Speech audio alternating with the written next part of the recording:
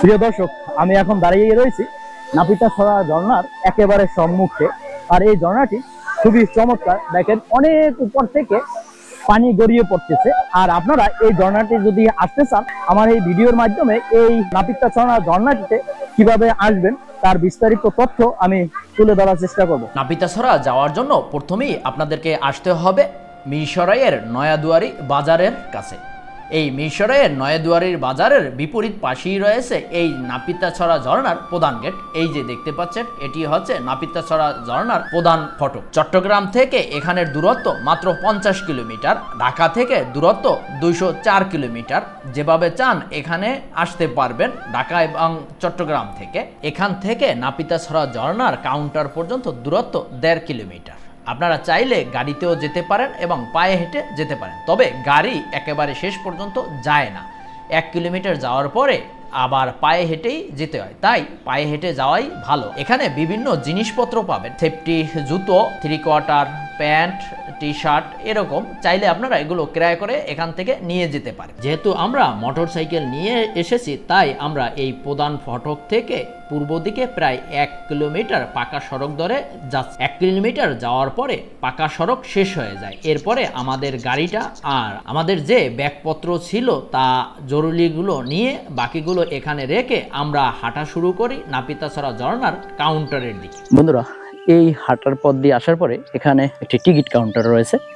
এই যে একটি ব্যানার রয়েছে, স্বাগতম নয়াদুরা নাপিতাছড়া ঝর্ণা। ব্যানারের পাশেই যে ছোট ঘরটি দেখতে পাচ্ছেন, এটি মূলত টিকিট কাউন্টার। এখান থেকে 20 টাকা দিয়ে টিকিট কেটে নাম এন্ট্রি করে আমরা এই পথ ধরে যাচ্ছি আমাদের অভিযান নাপিতাছড়া ঝর্ণার উদ্দেশ্যে। আমাদের গ্রুপে আমরা 8 জন সদস্য রয়েছি। যদিও তারা পূর্ব পরিচিত নয়, তারপরও এখানে আসার পরে তাদের সাথে পরিচয় হয়ে গেছে। তাই আমরা 8 জন একসাথে নাপিতাছড়া ঝর্ণায় ভ্রমণ করতে যাব এবং দেখব কি রয়েছে এটার ভিতরে এবং কিভাবে যাওয়া যায় তার বিস্তারিত তথ্য ও ভিডিও আপনাদের সামনে তুলে ধরব।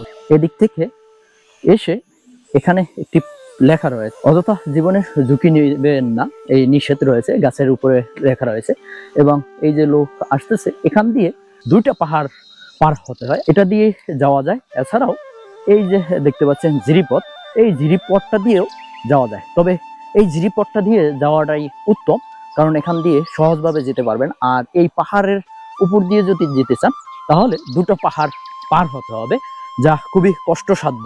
তাই আপনারা এখান দিয়ে যেতে পারেন, এই পথ ধরে, জিরিপথ ধরে যেতে পারেন। এই জিরিপথে যাওয়ার পথিমধ্যে আপনারা এরকম বড় বড় পাথর পাবেন, যা এই বনের ভিতরে রয়েছে। এগুলো মূলত পাথর, আর এই মাটিটাও পাথরের মতো। এখন আর মাটি নেই, ওই যে দূরে দেখা যাচ্ছে সবই মাটি নেই, এখন শুধু পাথরের মতো হয়ে রয়েছে এগুলো। এই জিরিপথ ধরে আসার পরে প্রথমেই আপনারা এই একটি ঝর্ণা পাবেন, যে ঝর্ণাটি খুবই চমৎকার। এই যে দেখতে পাচ্ছেন পানি গড়িয়ে পড়তেছে এবং এখানে নিচে অনেক গভীরতা রয়েছে, যার কারণে আপনারা কেউ নামবেন না নিচে। পাশ দিয়ে এখানে হাতের বাম পাশ দিয়ে উপরে উঠে গেছে এবং এখানে এই ঝর্ণাটা রয়েছে। এই যে ঝর্ণাটা দেখে হাতের বাম পাশ দিয়ে চলে যেতে পারবেন। ওই দিক দিকে আসার পরে এই ঝর্ণাটা আপনারা দেখতে পাবেন। এই যে আমার পিছনে দেখতে পাচ্ছেন, এখানে আরো একটি ঝর্ণা রয়েছে, যেটার নাম আমরা ওভাবে বলতে পারতেছি না। এই যে দেখতে পাচ্ছেন, ওই পানি গড়িয়ে গড়িয়ে পড়তে আছে।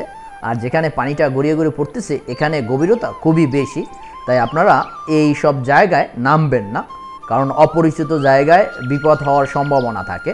ঝর্ণাটি দেখে রশি বেয়ে আমরা হাতের ডান পাশ দিয়ে উপরের দিকে উঠি। এই যে আরো দেখতে পাচ্ছেন মানুষেরা উঠতেছে উপরের দিকে। আর এখান থেকে উঠলেই একটি দোকান পাওয়া যায়, খোলামেলা একটি দোকান, যেখানে শরবত বা বিড়ি, সিগারেট আপনারা কিনে খেতে পারবেন। এই দোকানের পাশ দিয়ে আমরা সামনের দিকে হাঁটতে থাকি। আর এটি মূলত ঝর্ণায় যাওয়ার পথ। এই পথ দিয়ে আমরা যাচ্ছি। আমরা 8 জন শুরু করেছিলাম হাঁটা, আমাদের সাথে আরো যুক্ত হয়েছে। আমরা এখন 20 জন সদস্যর মতো একসাথে হাঁটতেছি। এই যে আমাদের সামনে দেখতেছেন অনেকে যাচ্ছে, এই যে এই জিরিপথ দিয়ে আমরা নামবো। যদিও কিছুক্ষণ আগে এই অঞ্চলে প্রচুর পরিমাণে বৃষ্টি হয়েছে, যার কারণে এই জিরিপথে পানির পরিমাণটা খুবই বেশি।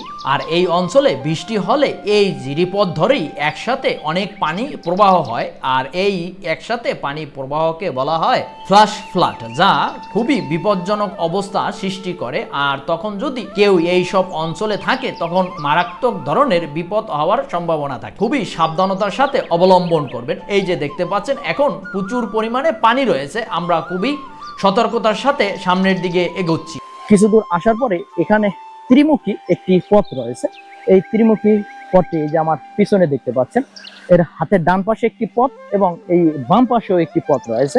আপনি বাম পাশের ধরে যাবেন না, ডান পাশের যে পথটি রয়েছে এই পথটি ধরে গেলেই আপনারা নাপিতাছড়া যে ঝর্ণাটি রয়েছে সেটার একেবারে সম্মুখে চলে যেতে পারবেন।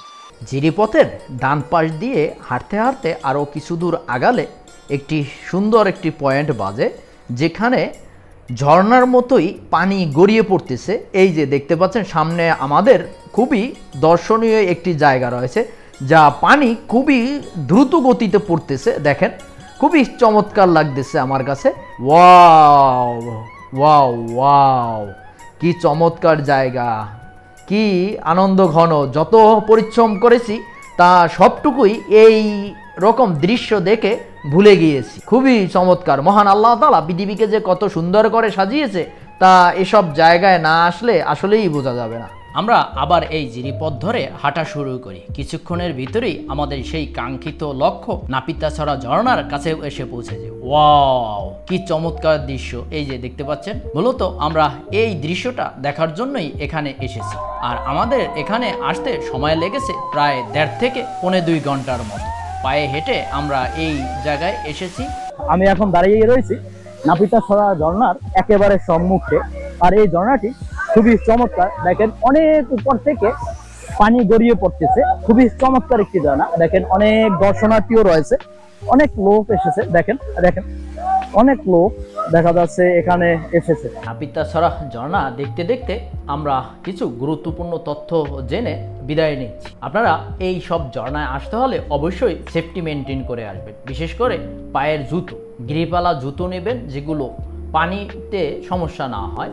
এছাড়া খালি পায়ে হলে অ্যাঙ্কেলেট নেবেন, 3/4 পরে যাবেন, অথবা যেসব প্যান্টে পানি কম ধরে এই রকম প্যান্ট পরে যাবেন। আজকে এ পর্যন্তই রাখছি, দেখা হবে অন্য কোনো এপিসোডে। ততক্ষণ পর্যন্ত ভালো থাকুন, সুস্থ থাকুন। আমার ভিডিওটি দেখে আপনার যদি বিন্দুমাত্র উপকারে এসে থাকে তাহলে আমার চ্যানেলটি সাবস্ক্রাইব করবেন, পাশে থাকা বেল আইকনটি প্রেস করবেন।